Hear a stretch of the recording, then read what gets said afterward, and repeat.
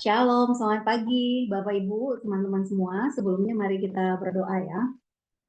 Selamat pagi Bapak di sorga, terima kasih untuk kasih setiamu dalam kehidupan kami. Terima kasih kalau pada pagi hari ini kami boleh dapat bersama-sama berkumpul kembali di doa pagi Kingdom Generation Prayers untuk pelajari sebagian kecil daripada firman-Mu Bapa. Biarlah firman yang hamba-Mu sampaikan ya Bapa, boleh dapat Engkau pakai ya Bapak untuk berguna bagi uh, para teman-teman yang ada di Kingdom Generation Prayers ini ya Bapak. Berkati hamba-Mu ya Bapak yang akan menyampaikan, sampaikan isi hati-Mu ya Bapak. Biarlah kebenaran firman-Mu boleh dapat tercurah ya Bapak kepada kami semua. Dalam nama Yesus Kristus. Haleluya. Amin.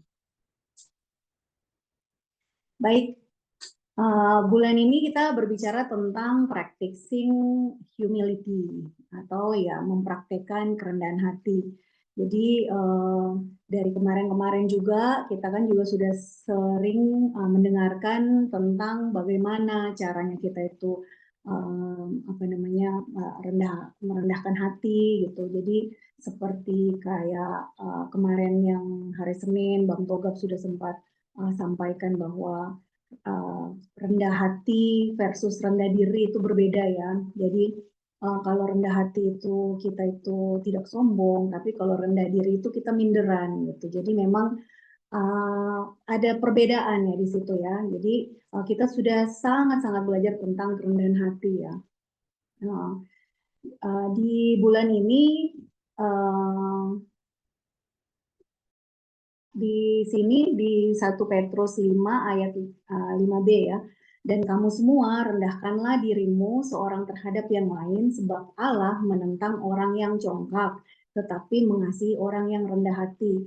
Jadi di sini ini ayat-ayatnya pendukung kita bahwa Allah itu menentang orang yang congkak. Kemudian tetapi Allah mengasihi orang yang rendah hati gitu. Jadi sebagaimana Allah sudah memberikan kita arahan bahwa kita harus rendah hati dan kita harus tunduk gitu kan, menundukkan diri. Jadi kita tidak sombong gitu kan. Nah, seiring berjalannya waktu, semakin hari, semakin ke sini itu banyak budaya-budaya yang bergeser gitu kan. Jadi kan kita itu kan hidup dari zaman yang kita tahu ya bahwa sejarah-sejarah ya itu kan budaya-budaya itu kan udah banyak yang bergeser. Tetapi kerajaan yang dibangun oleh Tuhan Yesus gitu ya, yaitu adalah kerajaan sorga, itu tidak akan tergerus oleh zaman gitu kan. Jadi kita Bapak Ibu semua di sini adalah orang-orang yang mengalami perjalanan ya yang bersama dengan Yesus ya. Kehidupan kita itu sebenarnya kan masing-masing satu dengan yang lainnya itu berbeda gitu. Tapi setiap kita orang yang menghadapi keadaan gitu kan apapun itu dari pada saat kita yang terendah sampai titik kita yang kesuksesan kita apapun itu sekecil apapun kesuksesan kita itu masing-masing punya jalannya yang berbeda-beda gitu kan. Nah, tapi menariknya di sini bahwa kita ada di dalam satu tempat di masa di sekarang ini adalah kita berkumpul bersama-sama di doa pagi, terus kita itu berbicara tentang firman Tuhan gitu kan. Ya, ini yang dimaksud dengan kita membicarakan tentang kerajaan sorga yang Tuhan Yesus sudah ajarkan kepada kita. Gitu.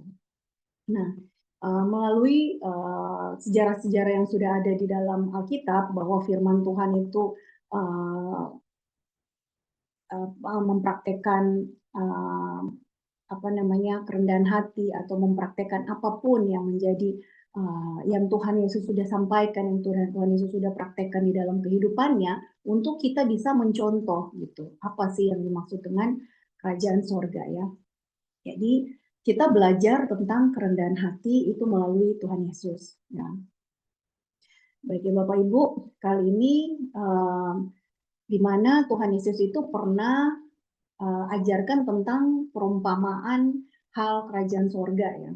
Jadi di Matius 13 ayat 31, Yesus membentangkan suatu perumpamaan lain lagi kepada mereka katanya, Hal kerajaan sorga itu seumpama biji sesawi yang diambil dan ditaburkan orang di ladangnya. 32, memang biji itu yang paling kecil dari segala benih, tetapi apabila sudah tumbuh sesuai itu lebih besar daripada, maaf typo ya, itu lebih besar daripada sayuran yang lain, bahkan menjadi pohon, sehingga burung-burung di udara datang bersarang kepada cabang-cabangnya. Ya, baik Bapak Ibu, di mana di sini Tuhan Yesus menggambarkan bahwa biji sesawi itu kan kecil ya. Jadi kita memulai dari hal-hal kecil seperti biji sesawi. Tetapi jika kita sering melakukan hal kecil, misalkan kayak kita merendahkan hati nih ya, merendahkan hati, kita tidak sombong, kita setiap hari mempraktekkan gitu, ulang-ulang kita mempraktekkan, kita belajar.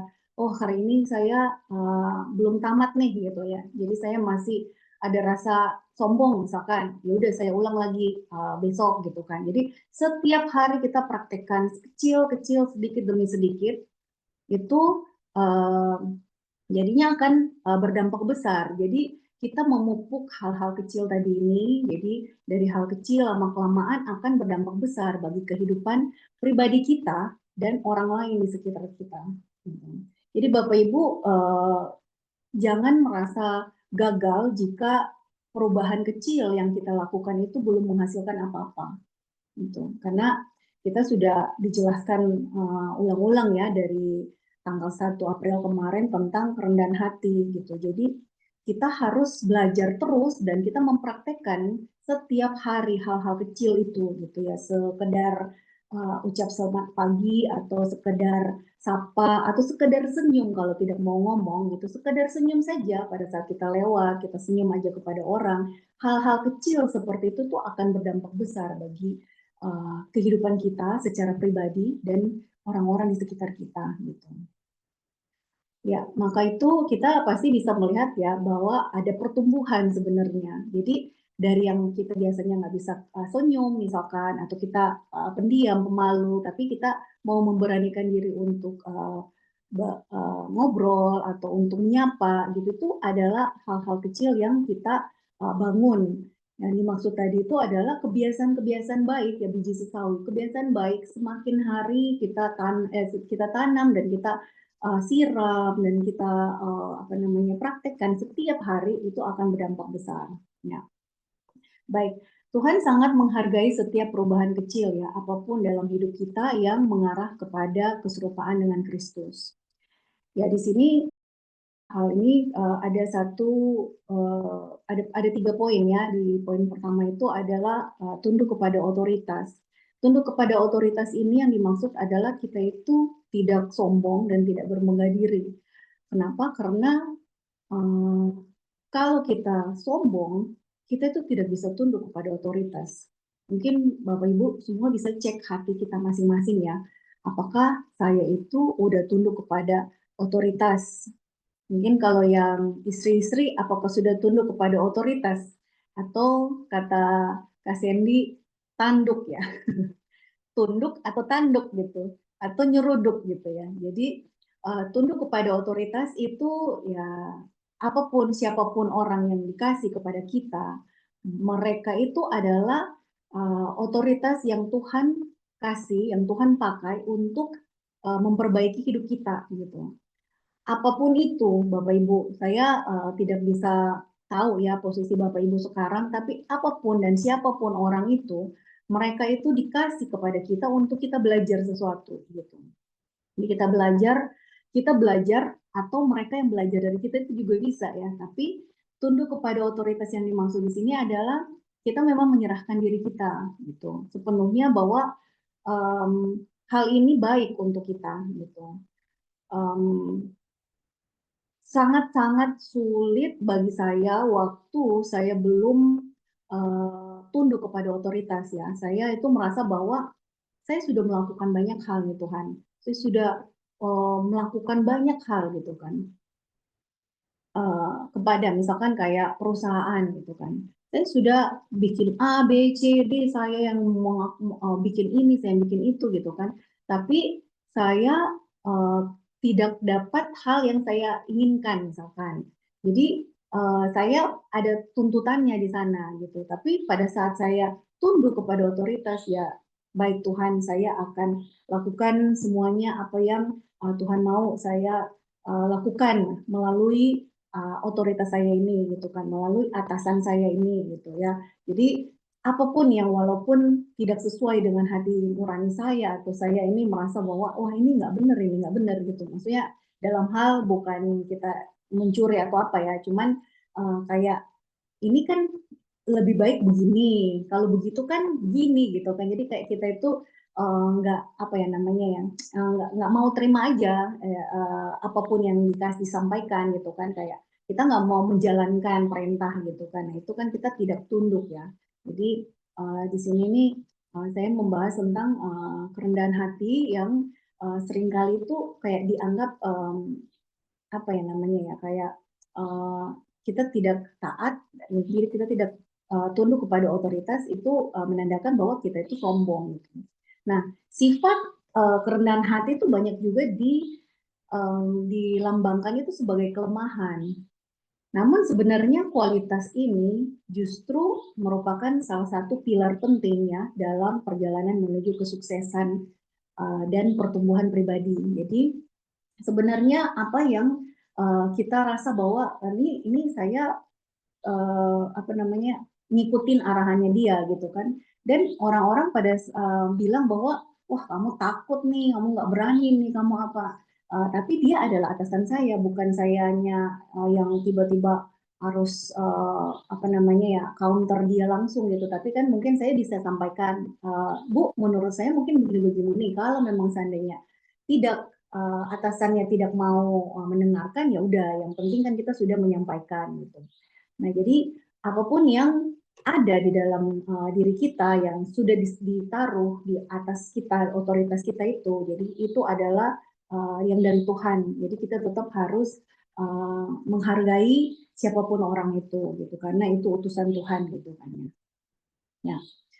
Jadi bukan cuma sekedar menunjukkan sikap rendah diri, seperti yang telah disampaikan kemarin ya, hari Senin kemarin itu tentang rendah hati dan rendah diri itu. Kita juga harus paham bahwa kerendahan hati juga mencerminkan pemahaman mendalam bahwa kita tidak pernah berhenti belajar.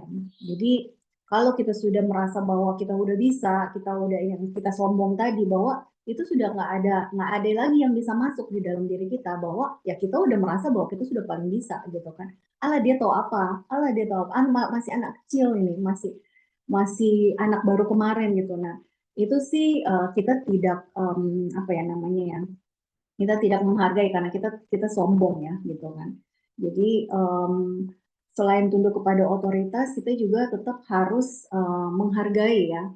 Jadi dengan kata lain bahwa kita itu rendah hati itu, kita itu membuka diri untuk terus berkembang, memperbaiki diri dan mengatasi berbagai tantangan hidup gitu. Jadi kita menghargai orang lain. Nah, yang kedua di sini adalah menghargai orang lain.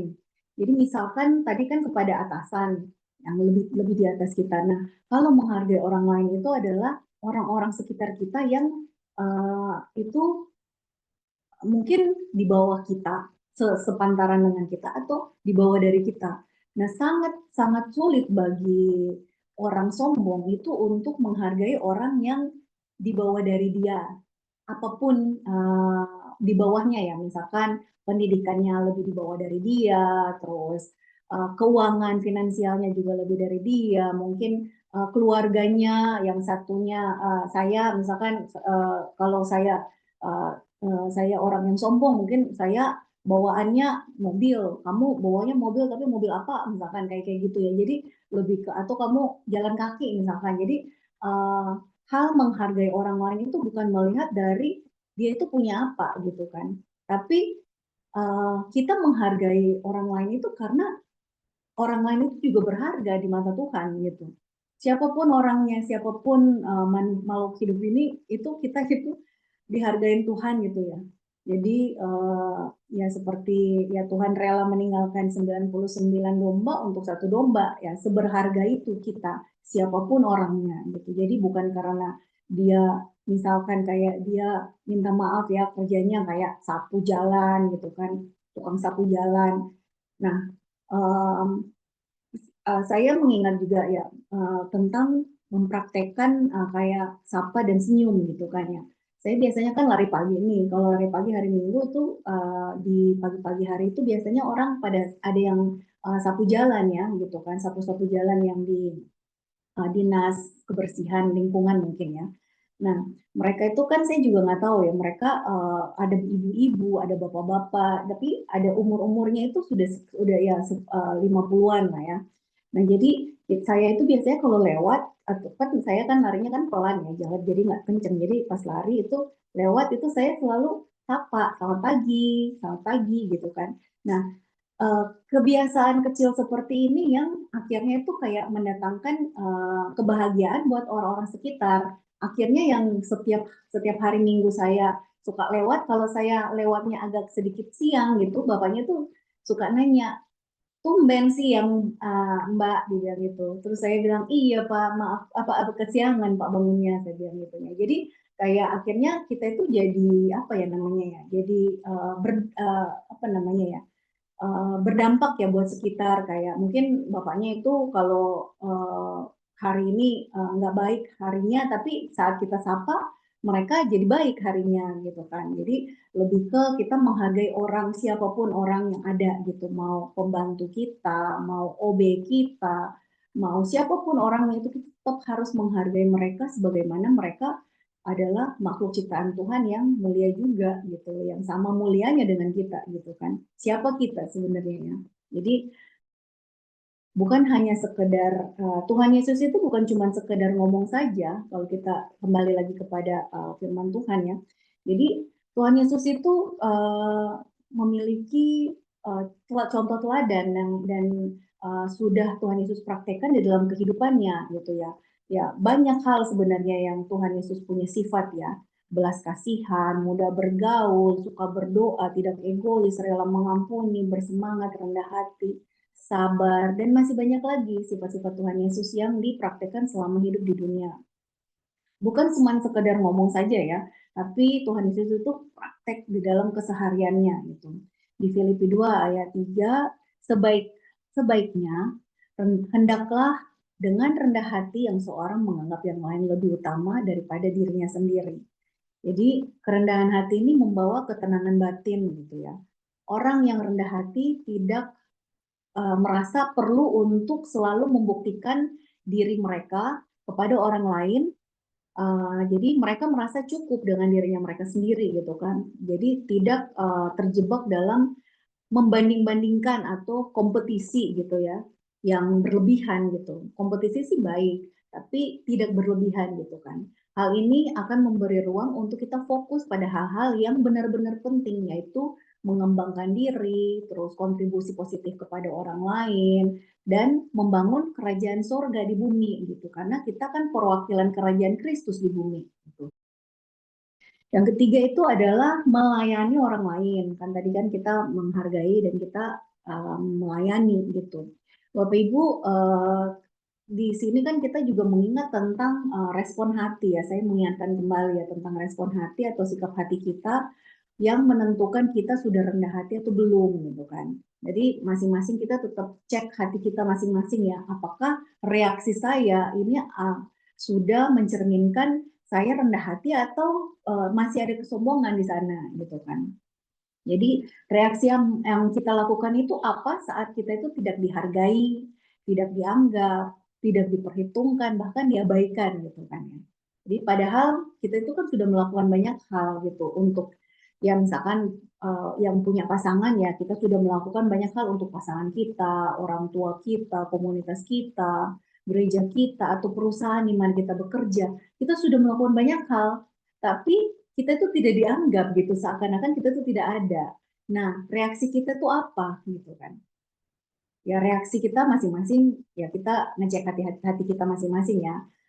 Kita sudah dijelaskan tentang kerendahan hati, tentang uh, Tuhan Yesus yang rendah hati itu kan ya, dengan banyak hal ya kemarin dari Kak Esther ya, tentang kerendahan hati yang dimiliki dari Tuhan Yesus ya.